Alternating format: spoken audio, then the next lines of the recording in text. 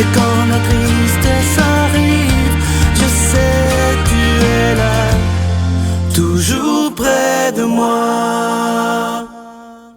Bon matin, bon lundi, j'espère que vous allez bien, qu'on se prépare à vivre une belle journée. Moi, je dois vous dire qu'on a eu une fin de semaine extraordinaire avec la retraite, avec tout ce beau monde. J'ai été tellement heureux de vous rencontrer. Je sais que vous êtes déjà à l'écoute sûrement ce matin.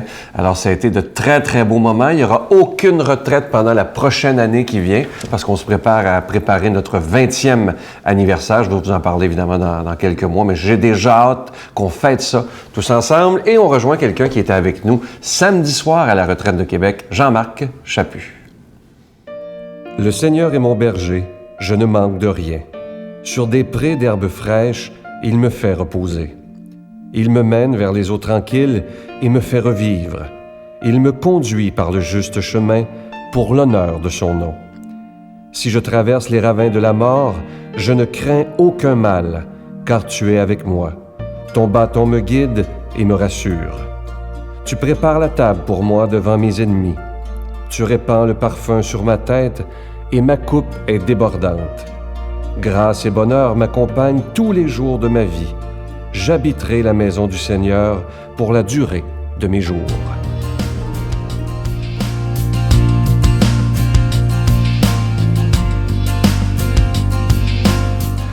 James Dyson est un millionnaire américain. Un gars incroyable, il vaut 4,4 milliards US américains, donc il est riche. Et toute sa fortune, il est propriétaire d'une grosse corporation. Savez-vous ce qu'ils font? Ils font des nouveaux produits. Ils bâtissent des prototypes. Et ce qui est extraordinaire, c'est qu'il raconte sa vie, il la passe à manquer son coup. Ben oui, un prototype, il n'est pas certain que ça va marcher, puis il le recommence, puis il n'est pas certain que ça va marcher, puis il le recommence. Il n'a pas peur de reprendre les choses, puis de repartir. C'est comme ça qu'on apprend. Puis on a une société où on a tellement peur d'apprendre. On a tellement peur de vouloir faire une erreur. Non, il ne faut pas que je me trompe. Et ce qu'il fait, c'est qu'on n'essaye jamais. Tu sais, il y a un dicton qui dit, il y a quelque chose de pire que de ne pas réussir. C'est de ne pas avoir essayé. Puis en fait, on essaie tellement peu parce qu'on a peur à une erreur, parce qu'on a une société dans laquelle on blâme les erreurs. On a une société dans laquelle on veut absolument que toute la vie soit parfaite, qu'il n'y ait jamais d'erreur. C'est pas possible. Il dit que lui, il a fait 4,4 milliards, sa compagnie, à se tromper, à recommencer, à reprendre, des milliers de fois, puis d'arriver à un moment donné au prototype final, puis il dit, le voilà. Ça fonctionne, la balayeuse fonctionne. Elle est faite comme ça, elle a ci, elle a ça. Il l'a fait. Puis nous, on a des entreprises qui essaient des choses, puis on les blâme parce qu'ils ont fait une erreur. Mais voyons donc, ils sont en train d'apprendre. On n'apprend pas dans la même journée. Mais on ne fait pas la même chose avec nos enfants. On ne fait pas la même chose avec les êtres qui nous sont chers. De dire, comment se fait que tu te trompes? Pourquoi? C'est pas grave de se tromper, à condition que tu remarques ton erreur. J'ai rencontré un monsieur qui était propriétaire d'une grosse entreprise qui disait très souvent, si un employé fait une erreur, passe par-dessus. Mais s'il fait 2 fois la même erreur, passe dessus. Ça veut dire quoi? Ça veut dire, fais pas 2 fois la même erreur, mais tu as le droit à des milliards d'erreurs dans ta vie. Tu ne peux pas être parfait. Il n'y a personne de parfait. Alors, essaie des choses. Et c'est ce qui fait l'avenir. Et c'est ce qui fait qu'un enfant se développe. Et c'est ce qui fait qu'une famille grandit. Nelson Mandela a passé 27 ans en prison. 27 ans enfermé. Et pourtant, il a changé l'Afrique. Il a changé l'Afrique du Sud complètement. Par sa volonté. Sachant qu'il ne faisait pas les choses parfaitement. Il ne faisait pas tout du premier coup. Jésus est tombé 3 fois. Puis il s'est repris 3 fois. Notre Père qui es aux cieux, que ton nom soit sanctifié, que ton règne vienne, que ta volonté soit faite sur la terre comme au ciel. Donne-nous aujourd'hui notre pain de ce jour. Pardonne-nous nos offenses comme nous pardonnons à ceux qui nous ont offensés.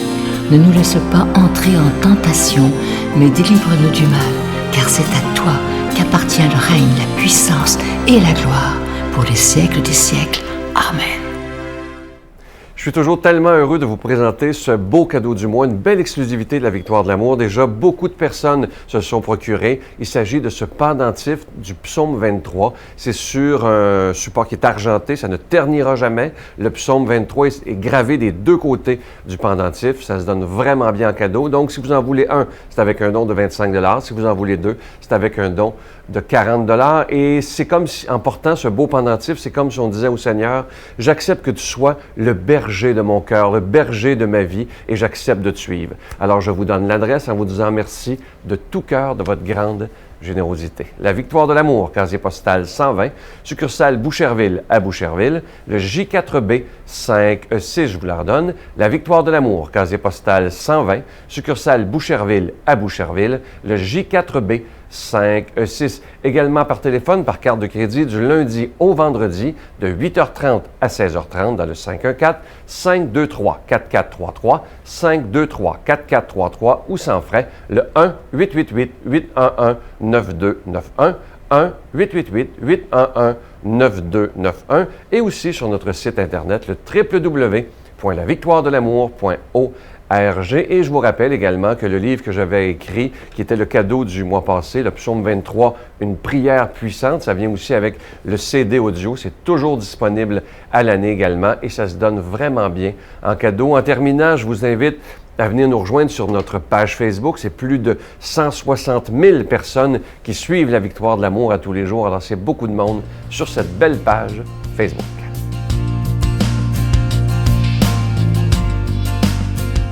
Mon Dieu, donnez-moi la sérénité d'accepter les choses que je ne peux changer, le courage de changer les choses que je peux et la sagesse d'en connaître la différence. Amen.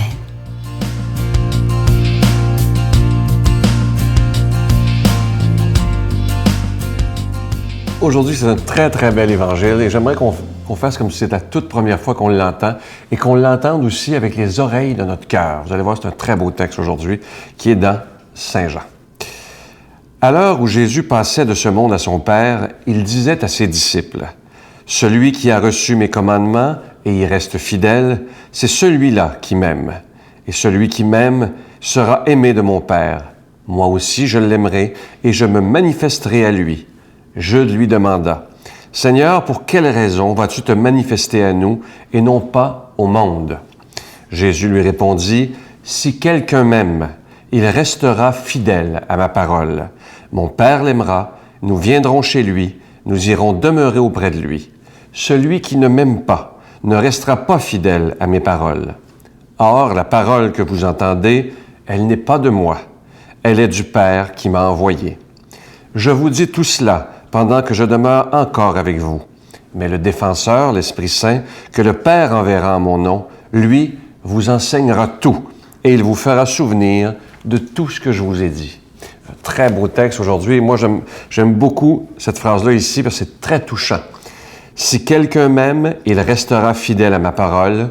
Mon Père l'aimera et nous viendrons chez lui. Nous irons demeurer auprès de lui. » Regardez la belle profondeur, comme c'est une belle lettre d'amour que Jésus nous laisse ce matin. Imaginez, si nous l'aimons, son Père nous aimera et tous les deux viendront demeurer à l'intérieur de nous. Vous savez que la plus belle église au monde, le plus beau tabernacle au monde, c'est l'être humain. Ça, il ne faut jamais l'oublier parce que Dieu nous habite et c'est ça qui est important. Et je ne sais pas si vous vous souvenez dans la parole de la Samaritaine, lorsque Jésus demande de l'eau à la Samaritaine, et elle lui dit, est-ce qu'on doit aller prier à cette montagne ou à une autre place? Et Jésus lui dit, là je vous le dis dans mes mots à moi, ce temps-là est terminé. C'est pas l'endroit qui est important. Parce que Dieu habite à l'intérieur de chaque être humain. Vous pouvez être dans votre maison, vous pouvez être à l'hôpital, vous pouvez être dans une prison même, vous pouvez être dans votre auto, peu importe. Dieu est toujours présent à l'intérieur de nous. Alors imaginez comment c'est sécurisant lorsqu'on sait ça, lorsqu'on est conscient que lorsqu'on part pour travailler le matin, ou peu importe ce qu'on va faire le matin, on n'est pas seul. Et moi, je sais quand je pars de la maison et que je m'en vais au bureau ou ailleurs, ou que je m'en viens ici pour enregistrer, je sais que je ne suis pas seul, que ce Dieu que j'aime, il m'aime et il habite en moi.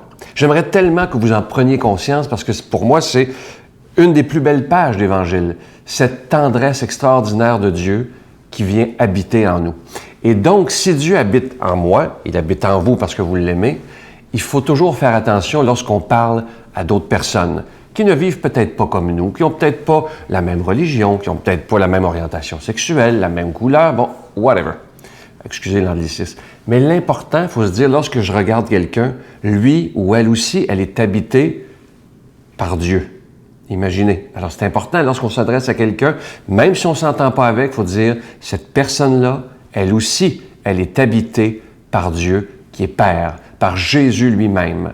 Alors, c'est pour ça qu'on doit toujours traiter les êtres humains comme des enfants de Dieu, parce qu'on est tous des enfants de Dieu, même si on est tous différents. Alors aujourd'hui, n'oubliez pas, on est tous habités par ce Père de tendresse qui nous aime à la folie, qui ne regarde pas tous nos péchés, on en fait tous, qui ne regarde pas toujours nos erreurs. La seule chose qu'on a à faire, c'est de lui laisser une place dans notre cœur, même si le ménage n'est pas fait, même si tout n'est pas correct dans notre vie, parce qu'on n'est pas des gens parfaits, mais laissons-lui une petite place. Et si on lui laisse cette place-là, lui, tranquillement, par amour, sans jugement, fera du ménage dans notre cœur et on sera des gens qui seront de plus en plus capables d'aimer pour de vrai. En terminant, je voudrais vous laisser avec un très, très beau texte, justement, parce que vous savez qu'il y a des gens, malheureusement, qui refusent Dieu dans leur vie. Ça existe, malheureusement. Et je n'ai pas à juger ça, mais voici un très beau texte que j'avais mis sur Facebook et qui a fait réagir les gens. Écoutez bien. Dieu qui dit ceci. « Je suis la lumière du monde et vous ne me voyez pas. Je suis la vérité et vous ne me croyez pas. Je suis la route et vous ne me suivez pas. Je suis la vie et vous ne me cherchez pas. Je suis votre chef et vous ne m'obéissez pas. Je suis votre Dieu et vous ne me priez pas. Si vous êtes malheureux, s'il vous plaît, ne me le reprochez pas. » Je vous salue Marie, pleine de grâce. Le Seigneur est avec vous. Vous êtes bénie entre toutes les femmes, et Jésus, le fruit de vos entrailles, est béni. Sainte Marie, Mère de Dieu, priez pour nous pauvres pécheurs, maintenant et à l'heure de notre mort. Amen.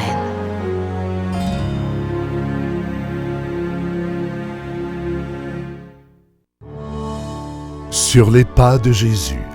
Dans le cadre des festivités du 20e anniversaire de la victoire de l'amour, nous vous invitons à un magnifique pèlerinage en Terre Sainte et Jordanie en compagnie de Sœur Angèle, l'abbé Donald Thompson et Sylvain Charon. Nous visiterons entre autres en Israël, Nazareth, le Mont des Béatitudes, Bethléem, Jérusalem, Masada et Qumran. Et en Jordanie, Pétra, Mont Nebo, la Mer Morte et plusieurs autres, du 26 mai au 10 juin 2015. Pour informations et réservations, Voyage Intermission au 514-288-6077 ou sans frais au 1-800-465-3255.